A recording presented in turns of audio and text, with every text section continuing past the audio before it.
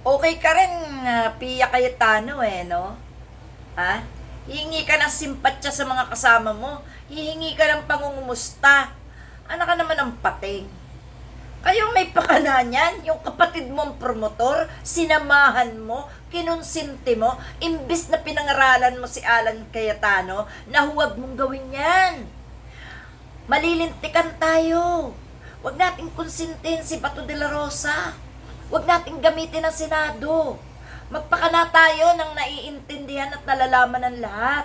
Maging transparent tayo sa tao. Dapat yun ang ginawa mo. Dapat yun ang ipinagdiinan mo sa kapatid mo para hindi niya nagawa ang mga karumaldumal na katarantaduhan sa loob ng Senado. Ipinagkatiwala sa inyo ng bayan ng Senado bilang mga senador kayo para mag-iluklok ang mga sarili nyo dyan para maglingkod ng tama, hindi para isabotahe ang Pilipinas. Ngayon, iiyak-iyak ka? Super actress ka din pero hindi bagay.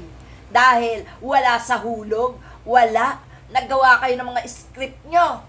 Pero kayo rin ang naapektuhan. Ginamit nyo si Bato de la Rosa para mapatalsik si Senador Soto. Pero anong nangyari sa inyo? Ha? Kayo din ang umiyak. Mga iyakin pala kayo Hindi nyo pala kaya panindigan yung mga katarantaduhan nyo Bakit gumagawa kayo? Alam mo, Pia, kahit naging senadora ka, tama ka. Alam mo kung bakit? Kasi hindi mo ginagamit sa tama ang pagiging senadora mo. Ang tagal nyo na, dinastiya na nga kayo dyan Ha? Gumawa pa rin kayo ng katarantaduhan. Alam mo ba kung masira ang Pia Cayetano? At Alan Peter Cayetano, sira na din. Lahat ng magiging Cayetano sa Senado, wala nang boboto. Sana naintindihan mo yan, Ha? Hawa-hawa kayo. Sana, kung naging masama si Alan Peter Cayetano, ikaw naman sana nagpakabuti. Para kahit papano, hindi naman lahat damay-damay ang mga Cayetano. May Cayetanong matino di ba yung isa niyong kapatid na inuutusan na kayong pumabor sa anti-dynasty, pero anong ginawa nyo? Hindi nyo pinakinggan yung kapatid nyo. Bagkos dinagdagan nyo pa ang katarantaduhan nyo. Ngayon, iiyak-iyak ka, hihingi ka ng simpatya kala Senadora Risa. Bakit? Alam ba nila yung mga plano nyo?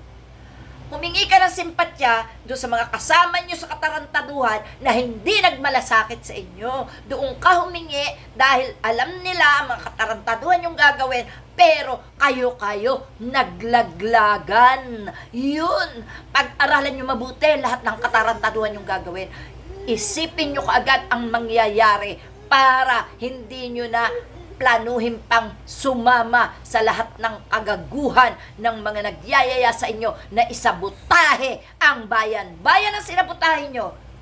Hindi lang ang Senado, pati ang bayan, ang mga mamamayan. Okay? Sige, salamat.